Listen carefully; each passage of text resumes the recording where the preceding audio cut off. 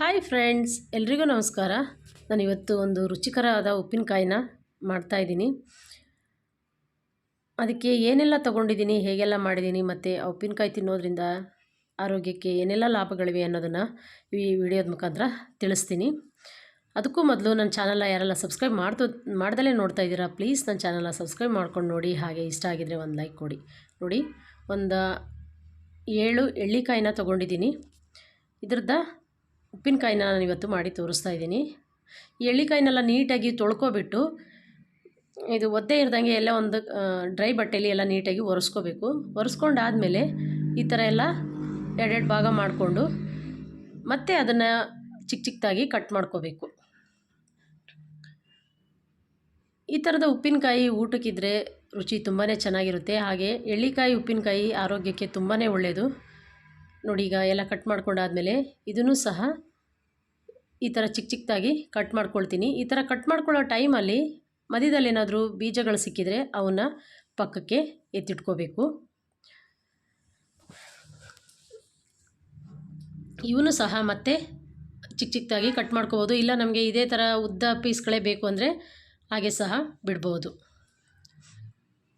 ನಾವು ಸ್ವಲ್ಪ ಚಿಕ್ಕ ಚಿಕ್ಕದಾಗಿ ಕಟ್ ಮಾಡ್ಕೊಳ್ತಾ ಇದ್ದೀವಿ.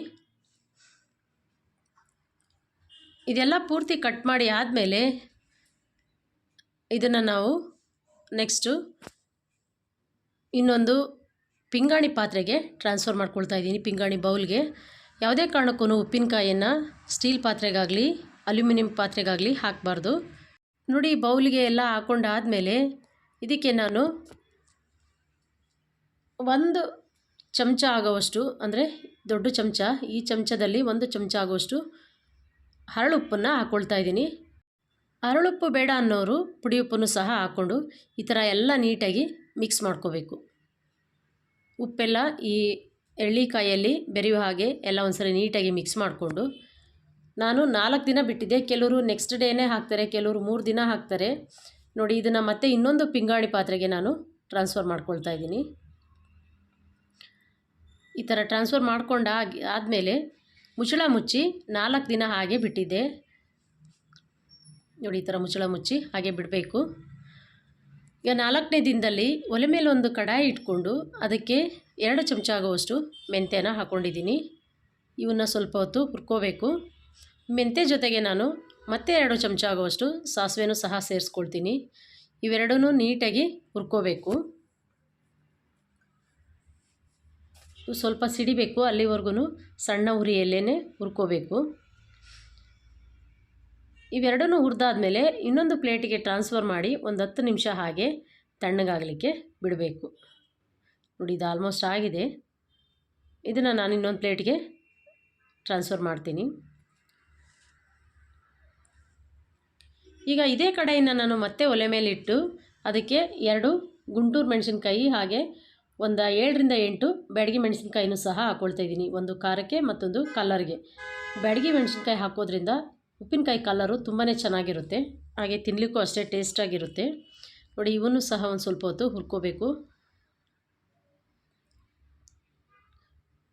ನೋಡಿ, ಇದೆಲ್ಲ ಹುರಿದಾದ್ಮೇಲೆ ಇದನ್ನು ಸಹ ಇನ್ನೊಂದು ಪ್ಲೇಟಿಗೆ ನಾನು ಎತ್ತಿಟ್ಕೊಳ್ತೀನಿ. ಈಗ ಇವನೊಂದು 10 ನಿಮಿಷ ಹಾಗೆ ತಣ್ಣಗಾಗಲಿಕ್ಕೆ ಬಿಡಬೇಕು.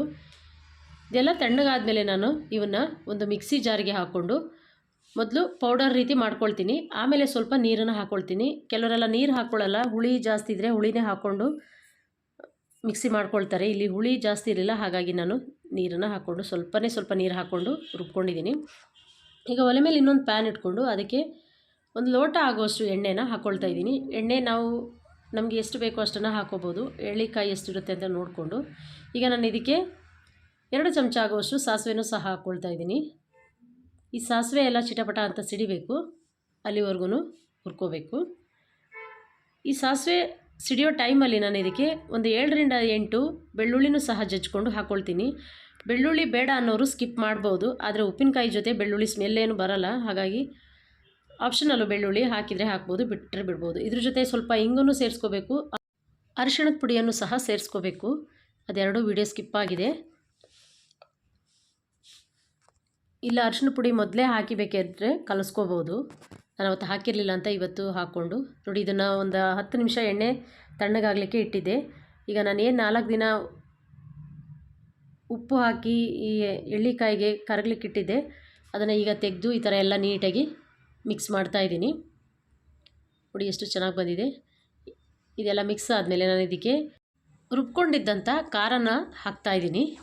ಈ ಖಾರನ ಹಾಕ್ಕೊಂಡು ಎಲ್ಲ ಒಂದು ಸರಿ ನೀಟಾಗಿ ಮಿಕ್ಸ್ ಕೊಟ್ಕೋಬೇಕು. ಎಳ್ಳಿಕಾಯಿ ಜೊತೆ ಖಾರ ಎಲ್ಲ ನೀಟಾಗಿ ಬೆರಿಬೇಕು, ಅಲ್ಲಿವರೆಗೂ ಸಹ ನೀಟಾಗಿ ಮಿಕ್ಸ್ ಕೊಟ್ಕೋಬೇಕು. ಈಗ ಮತ್ತೆ ಒಗ್ಗರಣೆ ಎಲ್ಲ ತಣ್ಣಗಾಗಿದೆ. ಈ ಎಣ್ಣೆನ ಇದಕ್ಕೆ ಹಾಕ್ಕೊಂಡು ಮತ್ತೊಂದು ಸರಿ ಎಲ್ಲ ನೀಟಾಗಿ ಮಿಕ್ಸ್ ಕೊಟ್ಕೋಬೇಕು. ನೋಡಿ ಈ ಥರ ಎಲ್ಲ 1-2 ನಿಮಿಷ ಹಾಗೆ ನೀಟಾಗಿ ಮಿಕ್ಸ್ ಮಾಡ್ಕೋಬೇಕು. ಈಗ ನಾನು ಈ ಉಪ್ಪಿನಕಾಯಿನ ಇನ್ನೊಂದು ಗಾಜಿನ ಬೌಲ್ಗೆ ಟ್ರಾನ್ಸ್ಫರ್ ಮಾಡ್ತಾಯಿದ್ದೀನಿ. ನೋಡಿ ಎಷ್ಟು ಚೆನ್ನಾಗಿ ಬಂದಿದೆ, ನೋಡಲಿಕ್ಕೆ ಎಷ್ಟು ಚೆನ್ನಾಗಿತ್ತು, ತಿನ್ನಲಿಕ್ಕೂ ಅಷ್ಟೇ ರುಚಿಯಾಗಿರುತ್ತೆ. ಈಗ ಇದನ್ನು ಒನ್ ಡೇ ನಾನು ಮುಚ್ಚಳ ಮುಚ್ಚಿ ಇಟ್ಟಿದ್ದೆ. ಇದು ನೆಕ್ಸ್ಟ್ ಡೇ ನಾನು ಇದನ್ನು ಓಪನ್ ಮಾಡಿ ತೋರಿಸ್ತೀನಿ. ನೋಡಿ ಉಪ್ಪಿನಕಾಯಿ ಏನು ಕಲ್ಲರಾಗಿ ಬಂದಿದೆ ನೋಡಿ, ನೋಡ್ತಿದ್ರೆ ಬಾಯಲ್ಲೇ ನೀರು ಬರುತ್ತೆ, ತಿನ್ನಲಿಕ್ಕೂ ಸಹ ಅಷ್ಟೇ ರುಚಿಯಾಗಿತ್ತು. ಈ ರೆಸಿಪಿ ಎಲ್ರಿಗೂ ಇಷ್ಟ ಆಗಿದೆ ಅಂತ ಭಾವಿಸ್ತೀನಿ. ಇಷ್ಟ ಆಗಿದರೆ ಪ್ಲೀಸ್ ರೆಸಿಪಿಗೆ ಒಂದು ಲೈಕ್ ಕೊಡಿ. ಇನ್ನಷ್ಟು ಈಸಿ ರೆಸಿಪಿಗಾಗಿ ನನ್ನ ಪೂರ್ವಿಕಾ ವ್ಲಾಗ್ಸ್ ಇನ್ ಕನ್ನಡ ಎಂಬ ಯೂಟ್ಯೂಬ್ ಚಾನಲ್ನ ಸಬ್ಸ್ಕ್ರೈಬ್ ಮಾಡಿಕೊಂಡು ಪಕ್ಕದಲ್ಲಿರೋ ಬೆಲ್ ಬಟನ್ನ ಕ್ಲಿಕ್ ಮಾಡಿದ್ರೆ ನಾನು ಹಾಕೋ ಪ್ರತಿಯೊಂದು ವಿಡಿಯೋಗಳ ನೋಟಿಫಿಕೇಷನ್ ಸಹ ಬರುತ್ತೆ. Thank you.